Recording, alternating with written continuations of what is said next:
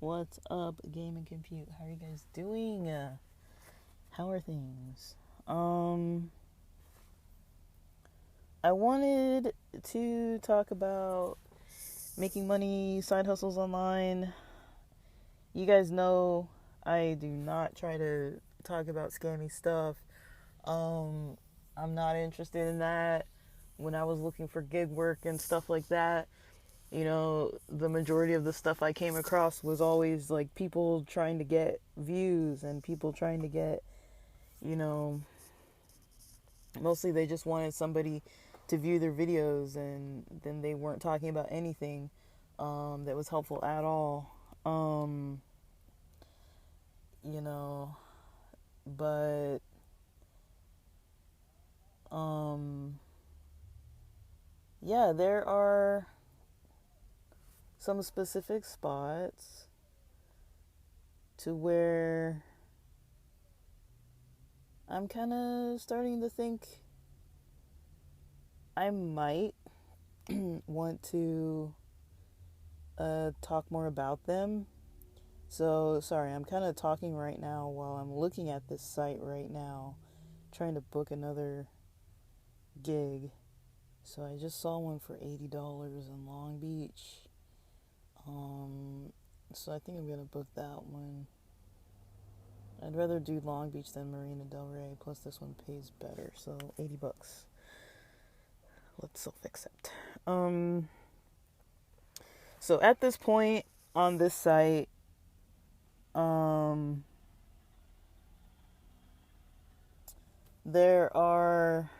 the opportunity for me to potentially get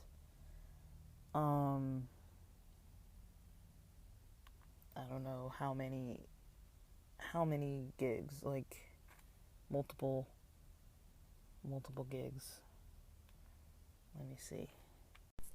All right, so I paused it so I could finish writing excuse me, notes on what I'm going to talk about. So I just did the calculation. So it seems like with this EPMS Ellis Online apartment shopping, I don't know what it looks like in other cities. It's not letting me look at it. But in Los Angeles, you can make about $240 a month viewing apartments. So what that would look like is 4 apartment viewings. And I'll talk about the details and the issue. So I don't want to. I'll just say this straight up. It's probably not possible with the scheduling and the types of people you have, the types of exact people you have to contact, that you would be able to do this 40 hours a week. And because you can't really shop for the same companies all the time because you show up in their system, it kind of dries up, and then the amount of places that you might be willing to drive to or not drive to, or places that don't answer the phone, or that you'll have to cancel with, or just that you never get to fully see. That's how come this number of 240 a month might vary. It's possible to make that much though minimum. And what that looks like, if you got all of them perfectly done, it would be 4 in-person apartment viewings.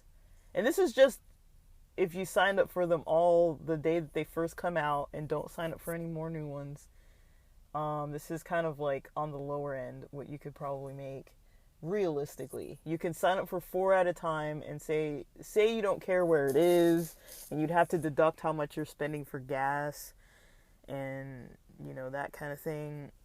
So the farther it is, the more gas you're using, but sometimes they pay more. So each in-person gig minimum pays for $40. Minimum pays $40 for viewing an apartment in person.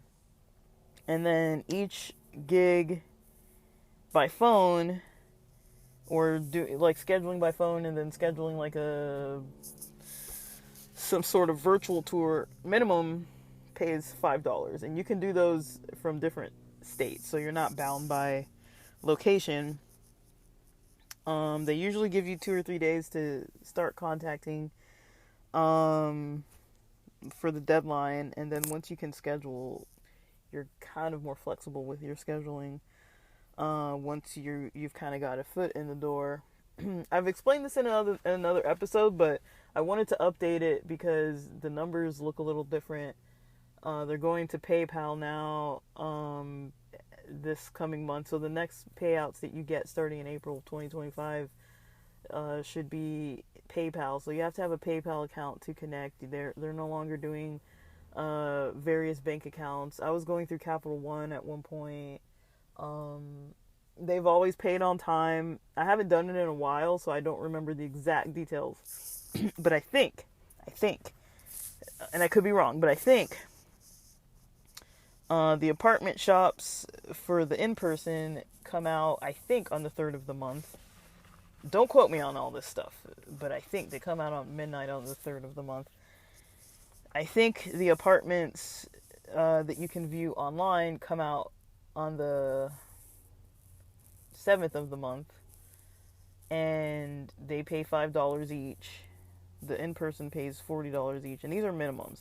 I've seen it go up to $40 plus like a $65 bonus, or a $40 bonus on top of the $40, or a $20 bonus on top of the $20. They'll usually list the bonus in red in addition, so I can't really say for sure. And sometimes it doesn't matter if it's more of a distance. Sometimes it can be somewhere right near you that they just really need to attract someone that's gonna go do the gig, and so they make it worth more money for you. Or maybe multiple people have had a hard time getting in contact, and so they need the work done, so they'll make it more. Or if it's far, they'll give you more money. And this is assuming that you do it and it works out well. You do all the steps. You do it all right.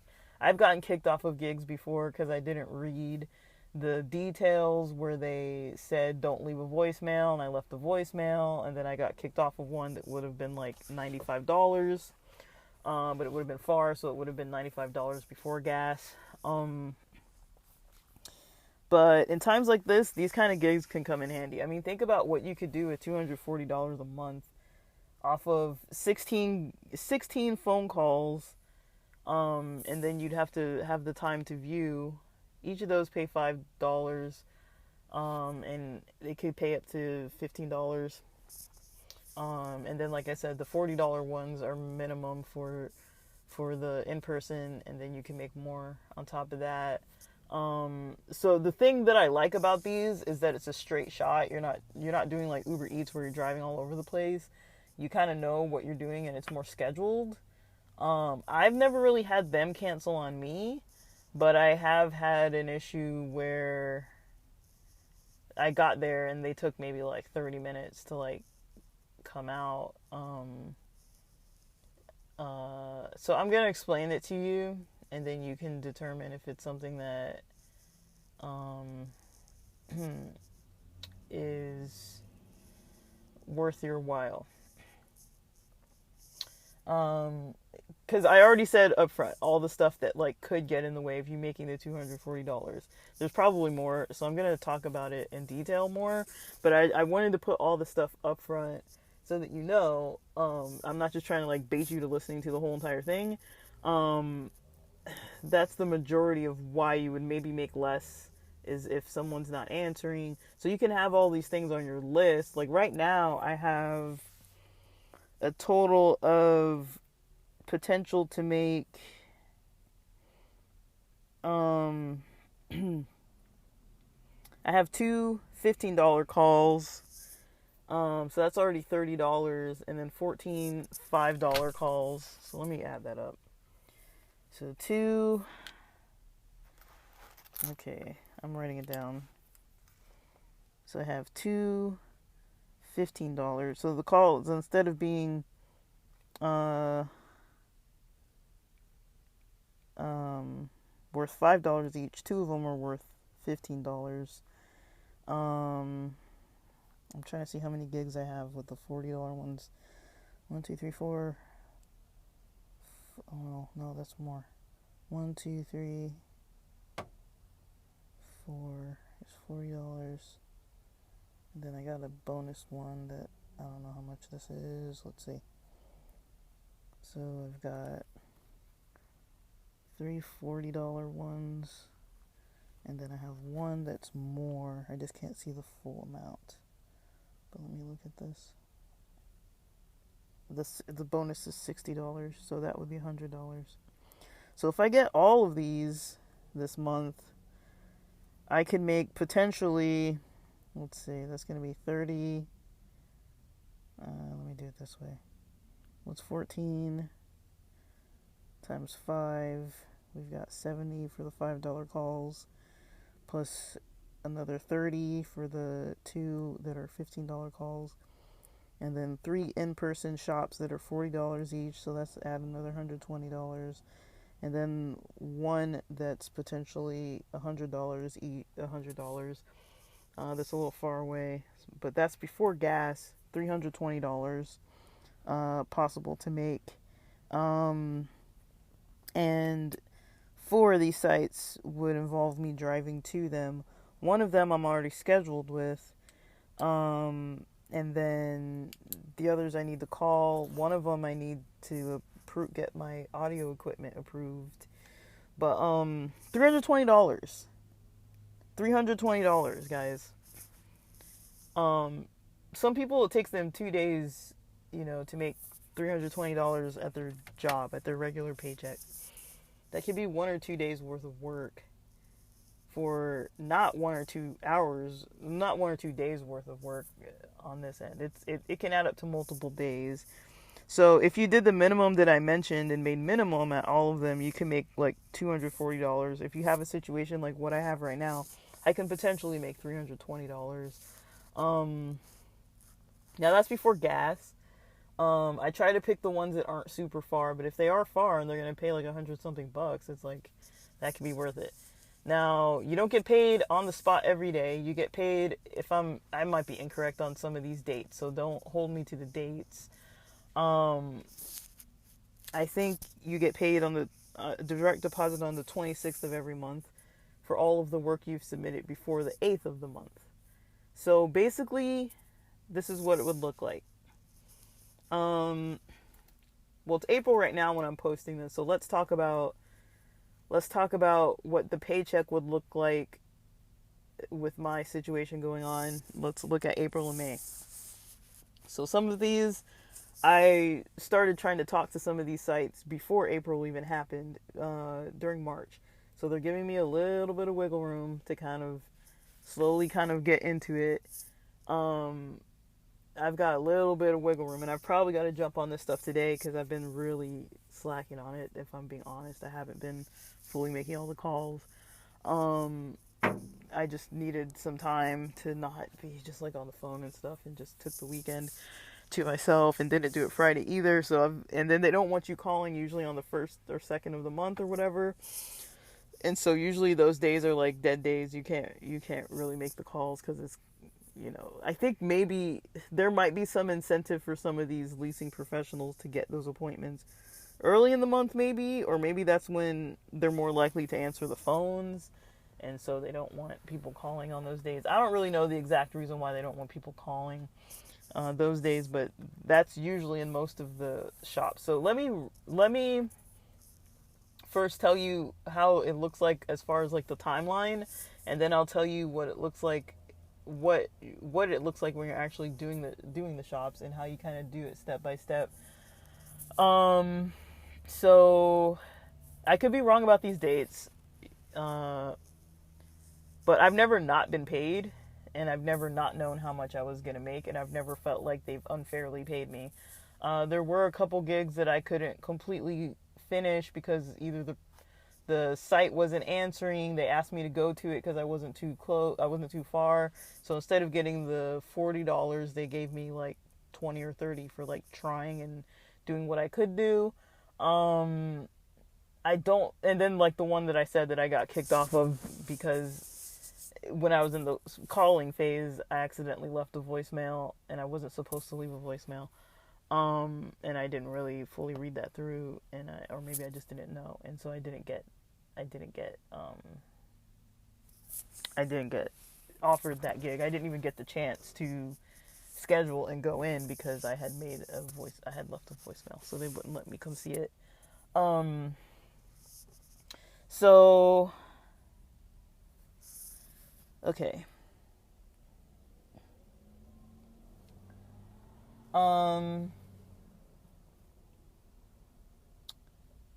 So yeah, the 3rd of the month, I think, is when the in-person shops come out. I think it's midnight on the 3rd.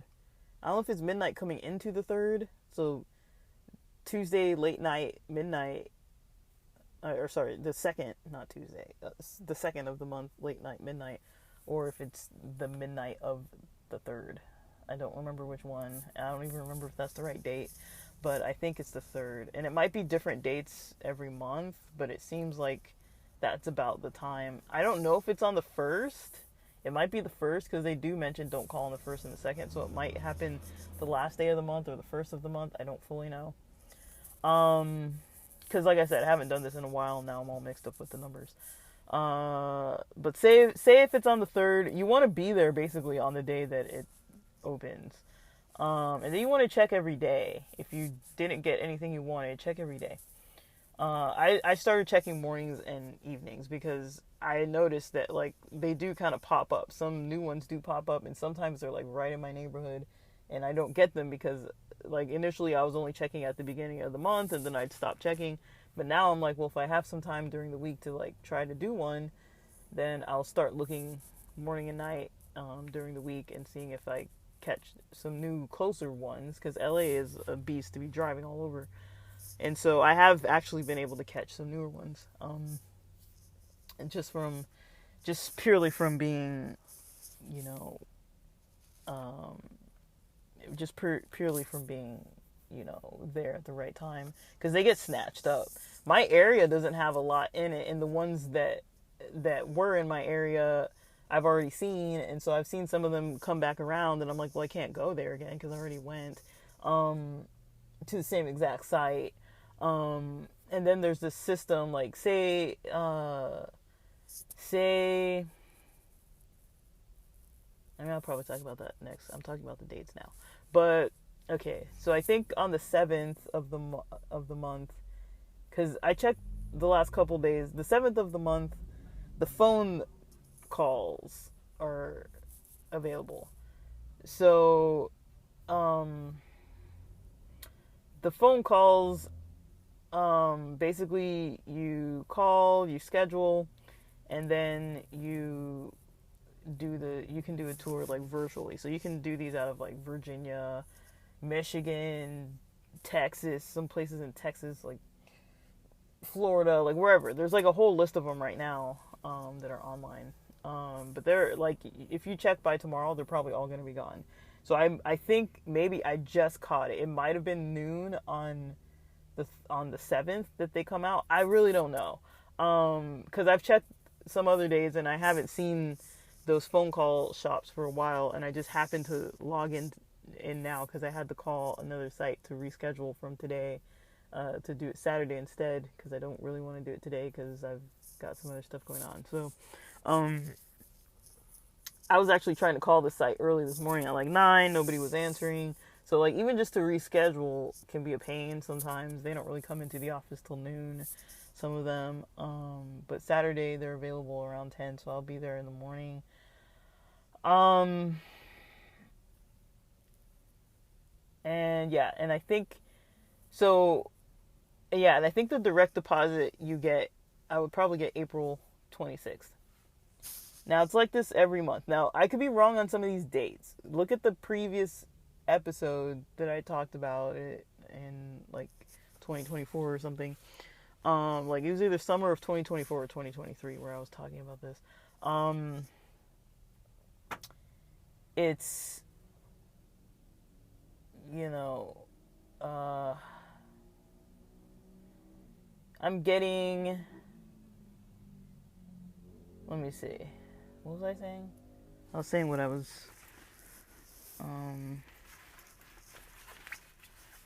trying to do. Like, I'm getting,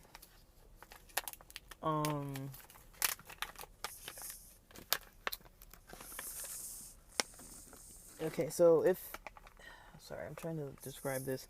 So basically, if on the third, sorry, I don't want to chew in the mic.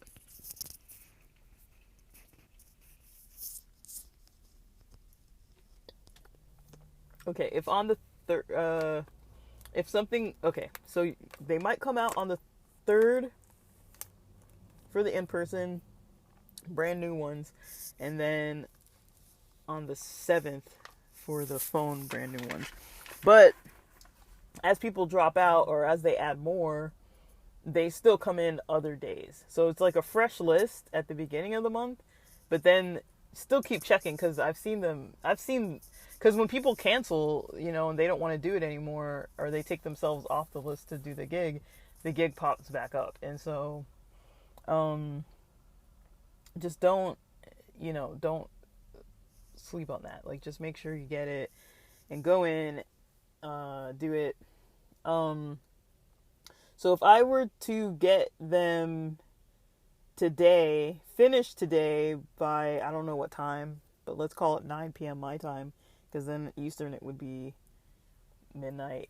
Let's say, I could be wrong on these times and the dates, but say if on the 7th by midnight Eastern you finish your gigs, all the gigs, from March 9th, or March 9th, is that right? Or from March 8th, I guess, technically, from 12:01 March 8th, 12:01 a.m. March 8th, until midnight April 7th. That's kind of like the pay period. It's like a month long, but it's like these weird days. So basically anything I finish before the 8th of the month gets paid out on the 26th of April this month.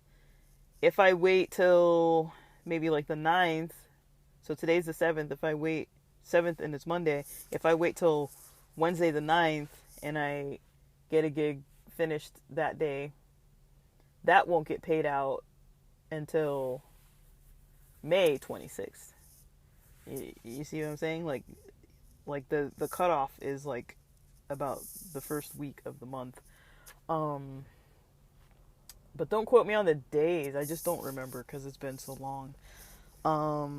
But I do think the 8th is the cutoff for the pay period at for the 26th of that month. And then anything I finish after. So if I do anything like starting like Tuesday, Wednesday, and on through the rest of this month of April, none of that's going to get paid until May. But even if I finish all of these, I could probably finish all of these in a week or two. And then I could probably have the same amount to start and finish in another week or two and get it done sometime like mid to like the 20 something of April.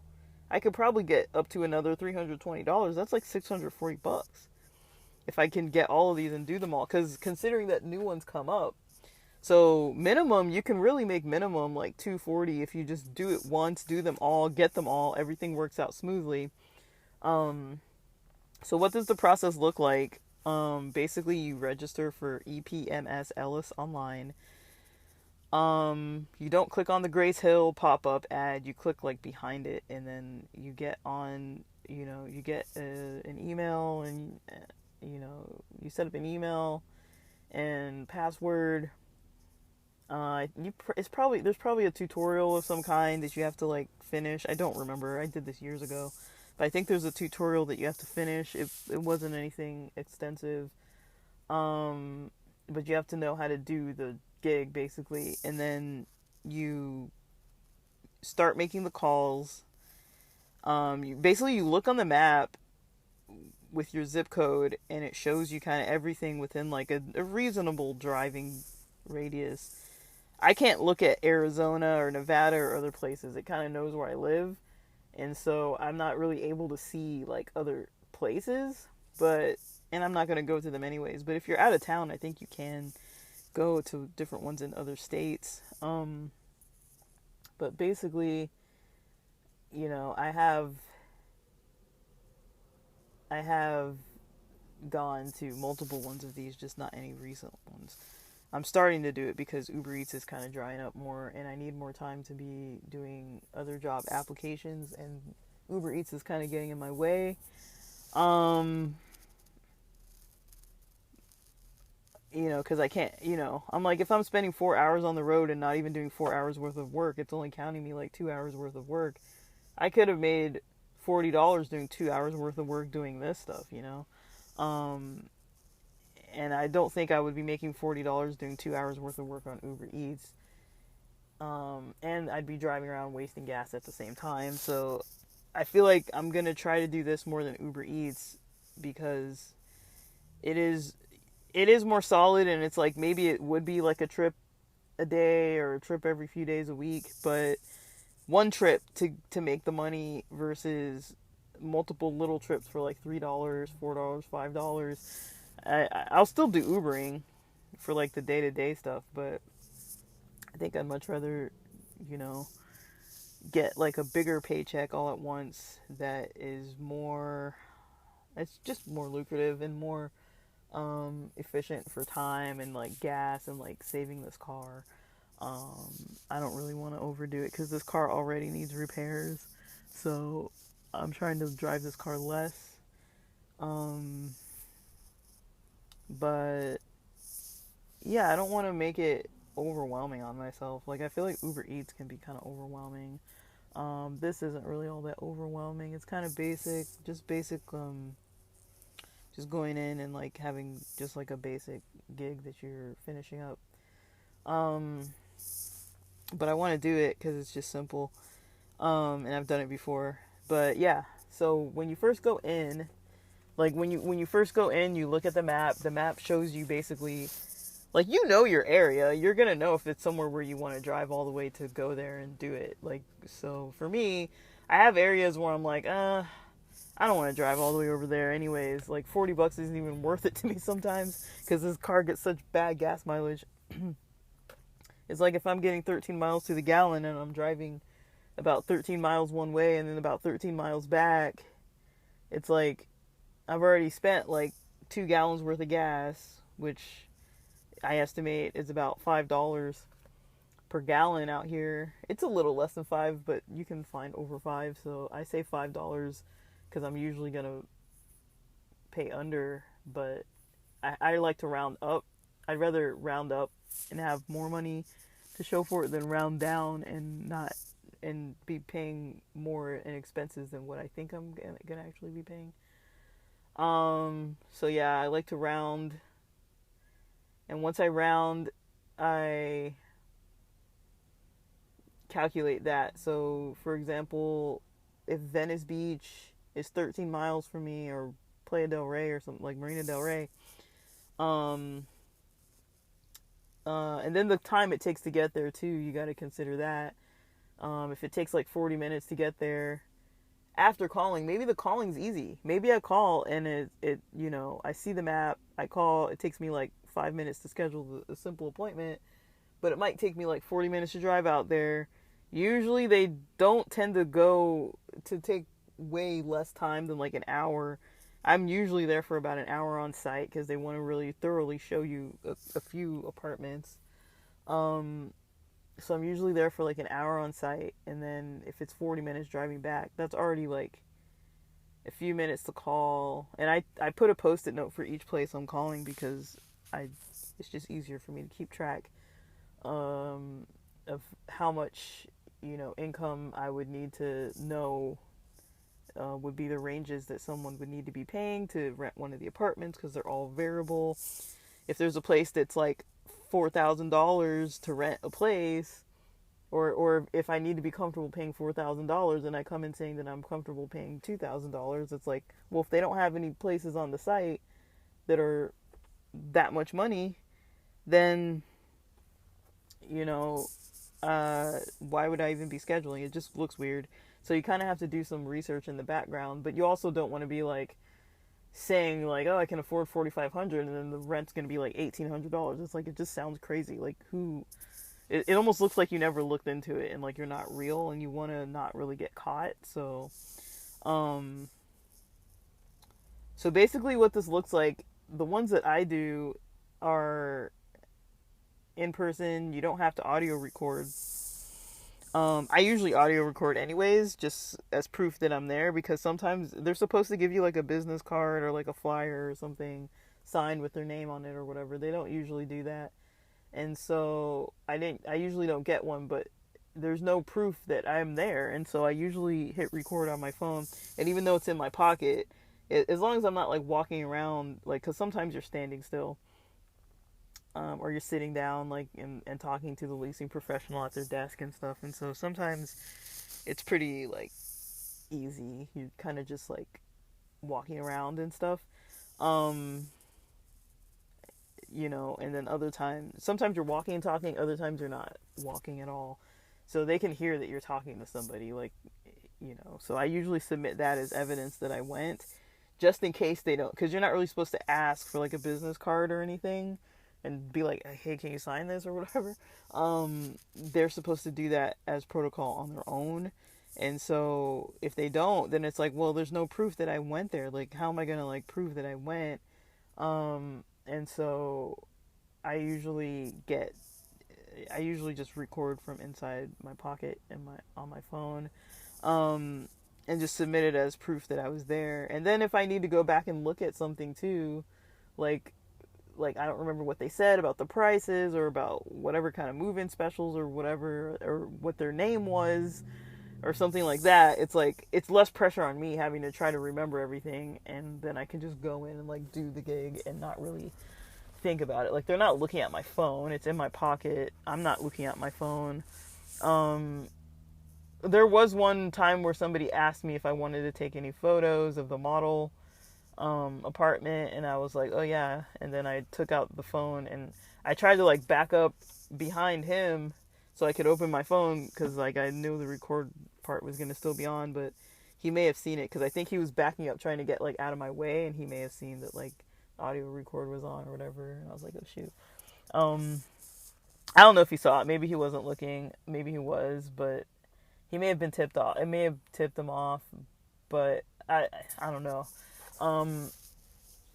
But for the real audio recording ones, which I've only signed up for one so far and I haven't done it yet, but for the real audio record ones, you have to have a mic to where you're not like fully, it can't be in your pocket, because it needs to be more clear than that.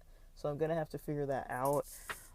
They also have video recording ones, but I think you have to, they used to lend out equipment. I don't know if they lend out anymore. I think maybe they do. I don't know if they lend or not, but they used to lend it out and ship it to you and like all that kind of stuff, and you had to qualify for it, and they paid a lot. They usually paid like 80, 120 bucks, something like that. But you have to have like a video on you and like one of those like button, like a button camera, or like maybe like those types of glasses, or maybe something in your hat, or something, to where you can like record and not get fully caught. I just don't know how you would possibly not get caught.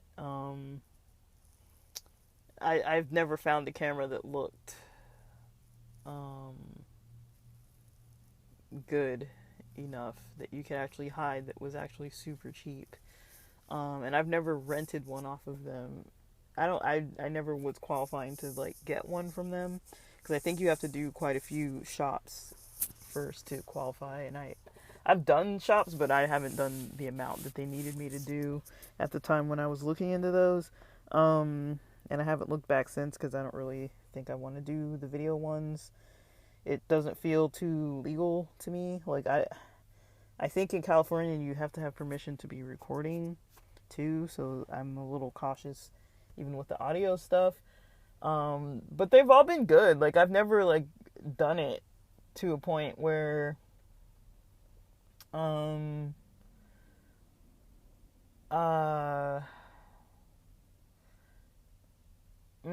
to where, you know, I wasn't really looking. Like, I'm usually looking either for myself or for other people, and just to know what's out there. Now, am I usually looking at the place where I'm going? No. Like, I'm not usually looking like, oh, I want to live here specifically, like at this $4,000 apartment. No, I don't want to live here. But I mean, I can't afford that, and even if I could, I don't know if I'd want to afford it, unless I was really making so much money. But it's kind of crazy though. You get to see these luxury apartments that are pretty crazy sometimes, and then other ones are just like chill, like average apartments and stuff. So some of them are kind of cool. Like, it's kind of cool, but it's like, you know, I've seen some interesting things, and then there's some stuff that's just like, it's like a whole other world.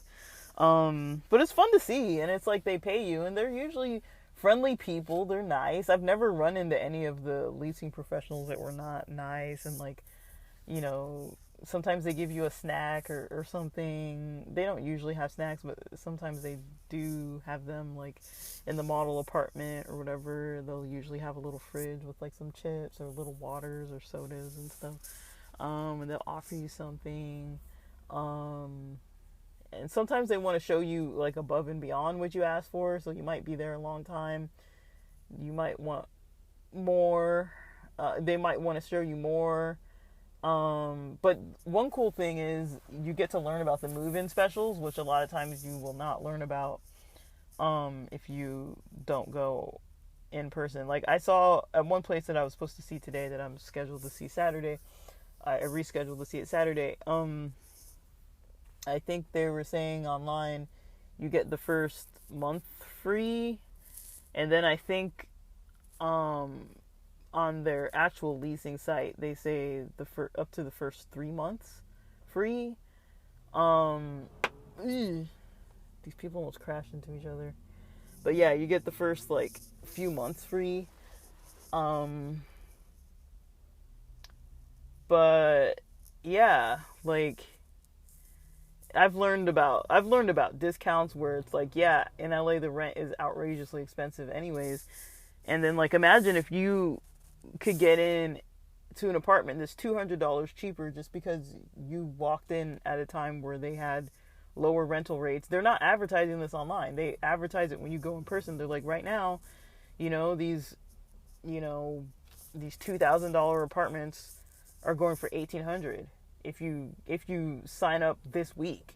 So if you really were ready to move that week, you could get an apartment, and it's not just $200 off. This is $200 a month cheaper. It's like something that everyone else is paying $2,000 for. You're paying $1,800 for the same apartment. Your lease is $1,800 just because you were ready at that time. So using this program is good if you're actually looking to move into some of the areas that you're looking at. It actually makes more sense. But I'm just kind of looking to get paid, and kind of shopping around and looking around just to know what's out there. It's a gig for me, but also it is serious because, like, it's like I know a little bit more ins and outs of some of these sites that other people might not know who've never like been in if you've only looked at it online. So when I have friends that need to move, I'm like, ooh, this place has like rent control, or this place has I came into a place that had like $1,400 rent, which is pretty decent in LA, not in an unsafe area. It was near El Camino College. It would have been $1,400 rent a month, rent controlled. Now this is like before utilities and all that stuff, but $1,400 a month, rent controlled. And there were I think 3 apartments that were being newly renovated. One of them was a studio. I don't remember. Let's say the other 2 were both 1 bedrooms or something like that. And it would have been $1,400 a month, which is cheaper than anything else in that area new. And there were like 6 people on the wait list. And I was like, if I was really looking right at that time in that area, I was like, dude, that's a great deal. Like for some places, $1,400 is like stupid. But in LA, it's like $1,400 for a 1-bedroom apartment, rent controlled. I mean, like, when I have friends paying like $1,900 for like a 1-bedroom or a studio, I mean, $1,400 is pretty dang good, and especially if it's not like a rundown place. It's like $1,400 in a newly renovated place. But then it's like, yeah, the lady came out of her apartment to kind of help me view it, like 20 minutes late, and like she's got kind of cat hair on her, and like, you know, it's kind of like this place, like, it wasn't like a whole leasing office. The leasing office was locked. I got let in by a tenant that was leaving because this lady wasn't answering her phone, and I was there for the appointment. But when you're there for the appointment and they don't answer, you're supposed to stay like 40 minutes. And so, yeah, like, but that's basically how you do it. You go in and do all this. Now, before, like, once you're looking at it, once you're booking it, booking your appointment, I would say you probably have to read the whole scenario first, because some of them are different. That's why I didn't know about the not leaving a voicemail thing, because some of them are different. Some people, if you can't get in touch, they'll be like, leave a voicemail. And then other people, you know, if you can get, they don't want you leaving a voicemail because they don't want to give that leasing professional like that extra wiggle room to kind of be like only calling back to people who leave voicemails but never answering their phone. And it seems like some of these people were maybe never answering their phones, or it was the wrong number or something. Now, another thing, I try to get the ones that say anyone can answer the phone. It's a little awkward and hard to get the ones where it's a specific individual who needs to be answering the phones. Because if I need Bob to answer and, you know, Jill is the one who's answering, you know, after she's gone through all the hassle, sometimes they go through all this hassle to try to tell you all this information. It's just weird if you're like, oh, I gotta like bounce, and like you get off the phone. Or if you call back a second time and then the same Jill answers again, and then you have to come up with some other weird excuse because Bob didn't answer. It's like, you can maybe make an excuse once, but they want you sometimes calling back like 3 or 4 or 5 times a day. And it's like, well, what if that person's not even there on that day? They're probably not going to even answer. Like this site that I'm going to go see, the person I talked to on Friday wasn't going to be there today. They would have been there Saturday. They would have been there Saturday of this past weekend. I said, no, I can't do this Saturday. So I said Monday instead. And then the person I called today to reschedule to come back on Saturday, I'm going to be talking to that same person I talked to initially. And this person isn't going to be there that day. And so they swap off days. And so it's like, well, you're not allowed to ask for the specific person if it says a specific person you need to talk to. And so that makes it kind of harder. But sometimes those do pay more, or, you know, like, I don't know. It's still money if you can get the right person on the phone. I feel like the worst thing that happens to you is like you call and nobody answers, or you call and it's like awkward. But other than that, if you're okay just being on the phone with people, before you have to go in and do anything, like, and it's not like you have to schedule right the same second. Some of them want you scheduling right away. Some of them you can push it out. But I had to reschedule.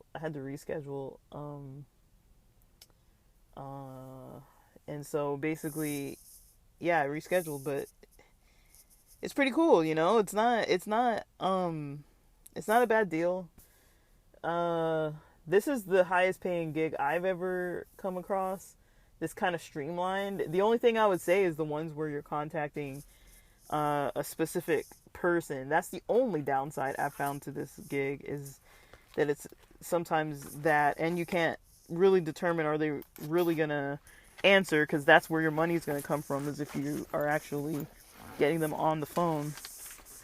But guys, like, I think in a way this could almost pay more than Uber Eats, especially if you have a car that is bad on gas, or you just don't want to drive and you have other stuff you need to be doing. At least this is like, it can get you out from the office, out from the house. You can see cool apartments. You can just go do it, see the apartments, but you don't really have to really go do anything. You don't really have to go do anything before. Like, you're not doing any of this like beforehand. You're not doing anything beforehand. You're just waiting until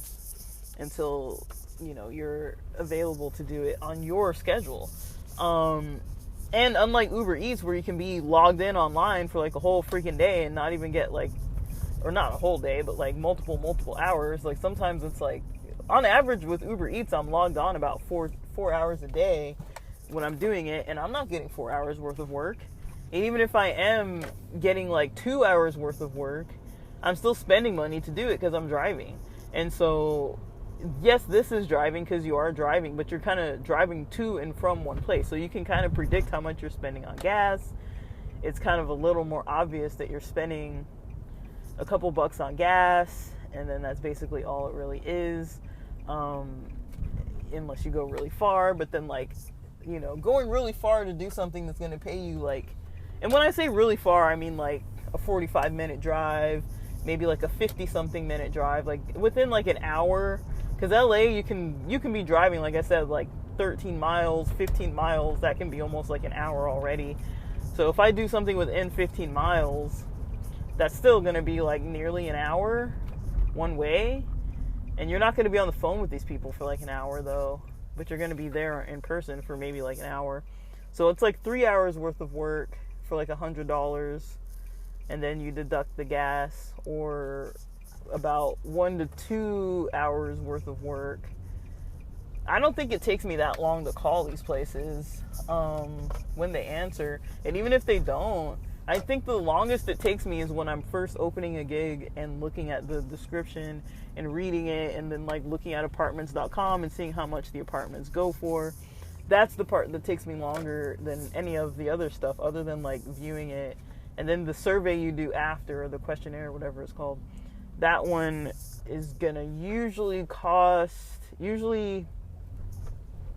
time-wise, it doesn't cost you money, but I use the wrong word, but time-wise, it takes probably on average like 45 minutes, especially when you're new to it.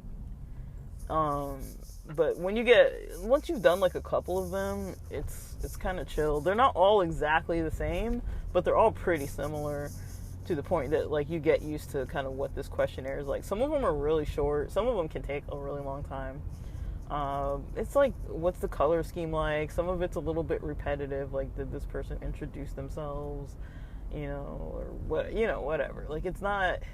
None of it's like really all that complex. Like, I like it. I think it's pretty chill. You go, you do the gig, you make the money when the paycheck comes to you, and it's not. I don't think it's that hard. Like, it's not the hardest thing. And if you are really honestly looking, you're being honest. You're not, like, lying about it. Like, you might have to use a different name. I usually go by my middle name, because sometimes they will ask for your driver's license, like, to check you in. You might have to have your ID. So if you bring someone with you, they might have to have their ID as well. So they'll look you up in the system. So there are some of these companies, let's say it's called Greenview or something like that. I don't know if that's even the name of a real company, but there are some companies like Greenview or something like that, where there's a lot of apartments listed through that leasing company, and a lot of these apartments are under that. So I'm in their system. A lot of these apartments in LA, it's all over LA. It's downtown, it's Venice Beach, it's Marina Del Rey, it's Long Beach. And so I'm seeing a lot of these places. Say if it's called Greenview, it's like I'm in their system. And if I'm giving them different numbers and different names and different emails, and then you come in and it's like, they have you in the site already, like in their system already for the sites, because they look you up, and then you're like, no, that's not me or whatever. And so, and they can see like what date you've previously like been like talking to somebody from Greenview or whatever. So you have to you're allowed to do more shops through that company within 30 days, I think, but I don't think it makes sense to do it that fast, because you're in the system. And if you're just doing it for like a month, that's fine. But it's like, once it becomes like 6-7 months, like how many times, after like 6-7 months, you should have found an apartment by now, Like, you know, like it kind of looks funny if you're like every day or every week for like 6 7 months you're seeing like multiple apartments by Greenview. Like that's not gonna look like a normal kind of situation there. That's not normal at all. So you kind of just have to. That's what I'm saying. Like you can do this maybe once, twice, 3 times or so, but then after a point it dries up because like these companies are gonna catch on that you're just like going around like popping around like for like a year you've been looking for an apartment and you're going to like a variety of places from like Compton to like Rolling Hills Estates or something or like Malibu or whatever and in Beverly Hills and you're looking at all these like places that are like such a wide range. Like that's not too normal. I mean you have every right to do it. Like it's not like you like it's against the law or something. You have full rights to go look at whatever you want to look at as someone. They shouldn't be discriminating against you. Um, but you know, it's good to take it seriously, and it's good that they take it seriously. I've never come across anyone that I felt didn't really take it seriously, or anyone. I'm a minority. I haven't come across anyone who was treating me weird. I've gone with my queer friends. Like I never felt like anybody was like treating me different because of any kind of thing. Like I don't go like with friends like a party. Like there's like 20 of us going to view an apartment or something. But like sometimes, you know, if you've already got plans with somebody, you can just like drag your friend along with you.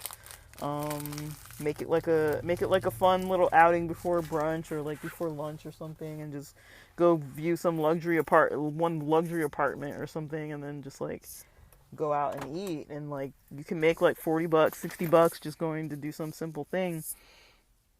The phone call ones I don't think are going to dry up, but the ones in person, depending where you live and depending what you're doing, it might start looking suspicious, but at the same time, who cares? It's like if it's your gig, it's your gig, you know. But I'm speaking to LA. I don't really it's LA, kind of LA Orange County. There were more in San Diego, but I feel like I've seen them only near like San Clemente, like North County kind of areas in San Diego. But yeah, you might see um you know, it might be worth looking into. You might surprise yourself. You might find something that you really like. It might be worth it to you. So I can't really say what's worth it to someone and what's not, but to me $40 is better than like little bitty dollars here and there. If you have to choose, I'd say choose the $40 gigs. Because not all of them are going to answer anyways, and not all of them are going to be a good fit. You just have to pay attention to certain little details, like I was saying. You don't want to come off as too suspicious, and now you're in this green, whatever I called it, this green field or whatever I said, green view system, and they're seeing you in there like 4 times a week, you know, and you're saying, oh, I'm gonna move in on the 30th. Oh, I'm gonna move in on the 30th, and like a year, 2 years later, you're still moving in on the 30th. Because maybe they put more notes in there. I don't really know, but you can see which systems have you in there. So when you go to sign up, they can look you up sometimes. I usually have an email that I give, a phone number that I give. You don't want to like overdo any of it. So, you know, to where, you know, you're not really supposed to answer through your personal phone. You're supposed to answer you're supposed to reply through through Ellis Online's like dial out, and then you put a code in, so like they track your calls. There's no way you can really do it. Like I don't think they'll give you the money if you only use your phone without them being able to track it. That's the whole point. They want to know that you're doing the right thing. So so you want to have as much proof on your end. Just do it the right way. You know, don't try to make something out of the system that it's not. Like it's easy enough as it is. Just do it right. But and there's some of the questionnaire you can answer like before. You can answer some of it like before you start, like about what the phone call part was like. You can kind of answer some of that before you start. You don't have to wait until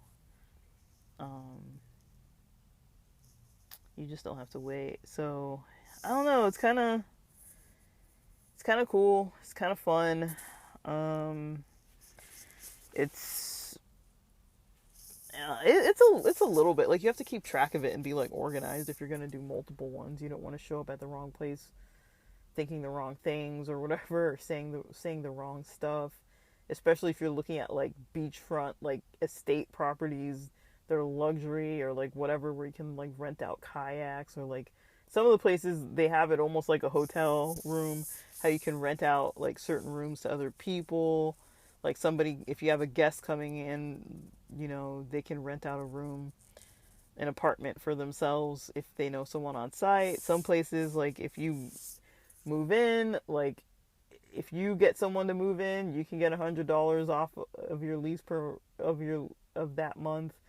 If like you refer friends and things, so they make it kind of sweet. If you really are gonna move, I would recommend this for anyone who's gonna move, who just wants to do some extra shopping, in your area, because it'll be easiest for those types of people, who actually are actively trying to move or thinking of moving pretty soon. Just for the gigs, you need to be saying that you're moving within like 4 weeks or something. But it's good to know it's out there and it's really cool. I'd recommend it. Pretty much if you have a car, even if you have to ride the bus, like this is something you could even do riding the bus. You don't really even need a car. I mean, if you're doing multiple ones every single day, yeah, you'd probably need a car. But just to do one, and you could take a bus and then get there, and then another thing, you want to know where to park. Some of these places you're gonna park just like at a certain lot or something, so you kind of want to know where to park. Um, it might not be street parking. Some areas don't have street parking. Like Long Beach, they're terrible with street parking. Some of these like Marina Del Rey sites, they're terrible with parking, unless you could park at like Trader Joe's or something. But you know, uh, but yeah, it's not the worst type of gig. Like they really are pretty fun. I've always enjoyed myself going into them and stuff, and I found it to be pretty cool. Um, I like how streamlined it is though, because you're just going and doing like one gig at a time instead of like multiple like small gigs, and you can't really, like with Uber Eats, if you want to say I want to make $40, like how long do you really have to be online and how long do you really have to drive to do that? You might get a $20 tip and get halfway there within 20 minutes. Or you could just be doing like $3 orders, $3 orders, $3 orders. How many $3 orders you need to get to 40 something dollars, after you've spent gas too, and then adding that. And so, yeah, the gas mileage is going to be an issue too. Um, but I hope that was really helpful. Um, I've tried to post this so many times, and I'm glad I waited, because this is probably a better explanation. I wish I had those dates. I'm sorry I don't have those dates. It's just been a while, and I don't know where to look back to like find where they posted. I could probably look it up.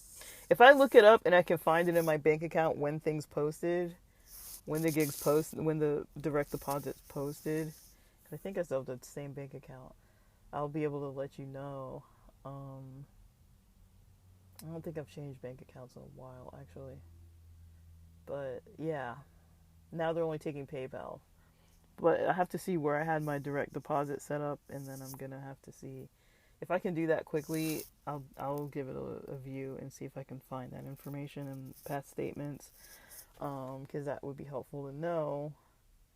And then maybe but I did talk about it in a previous episode where they had the actual details of this gig, and I think it's quite lucrative, especially if they're near you. $40 is $40. $5 is $5. $5 for not leaving the house isn't bad. I mean, the survey gigs and stuff usually aren't going to give you that much. But yeah. So that's all I've got to say for now. Thanks for listening.